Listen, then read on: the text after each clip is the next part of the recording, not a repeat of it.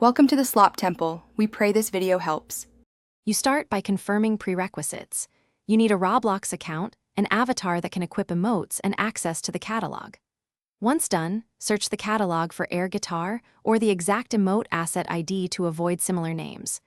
Make sure the item is labeled as an emote or animation, otherwise it won't apply. Next, click the item page, review permissions and pricing if any, and prepare to acquire or equip it so you can proceed to the detailed steps.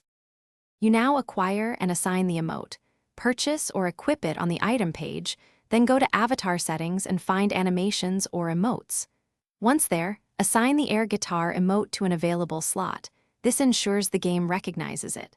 After assignment, test it in Roblox Studio or join a game that supports custom emotes to confirm playback.